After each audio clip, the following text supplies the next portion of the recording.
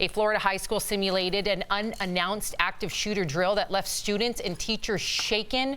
Another school covered student actors in blood during a simulation, and one school in Colorado encouraged kids to fight off attackers with school supplies. So DBL Nation, it's time for you to become our fifth host. Are these extreme drills good in your opinion? Are they giving kids a lifetime of anxiety rather? We want to hear from you. Let's get right to your comments. All right, Joanne says, this is insane. We teach our kids to walk away from bullies, but when that bullied kid comes to school with a gun, we say, grab scissors. Am I the only one who thinks everything about this is crazy? And I do think it's a bit too much. In Indiana in August, there was a school shooting run through where they shot a teacher execution style with a pellet gun and they actually got hurt. And so I think that kids are getting frightened and it's too far. And really the numbers look like this. One in 614 million are actually involved in a school shooting. So I think that we have to be careful with over training our kids for something that may not happen. Karen says, or Karen, I don't know where you're from, Facebook, or there you go, Facebook. If they start doing these drills at my kid's school, I will start homeschooling them. And Karen, I think that's an option on every parent's mind. But here's my thing. I like it except for the unannounced part, okay? If you're...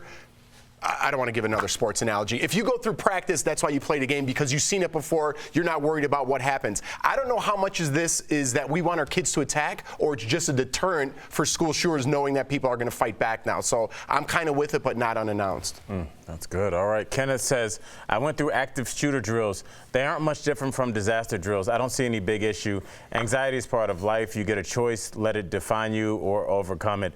Kenneth, you sound like a person that's able to overcome it. Some people are not. Some people, unfortunately, are not wired like you, man. And some people might take this anxiety and carry it with them for the rest of their life. And I think we all know people that are not overly nervous, but nervous and kind of jumpy. And something like this could push them over the edge. So I do worry about kids. I'll never forget that we showed that one clip of the SWAT team breaking into a classroom, and this girl put her hands up and her hands were shaking. You remember that? It's like everybody is different. Now, some people have fights, some people have flight. But some schools I want to give credit to because they have figured this out. The school that my mom recently as a teacher retired from, what they did is they get expert opinions from psychologists and say, how do we do this in an age-appropriate manner? I love that. So some kids, the older kids, are going to be practicing active shooter drills because they see it on social media, they see it on TV.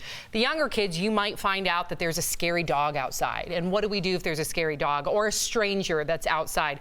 This is what we do. So just know that if, part of the PTA, the parents out there, you can advocate for these drills to be age appropriate and try and get the some local psychologists involved to make sure that it actually is age appropriate. All right. Thank you for writing in.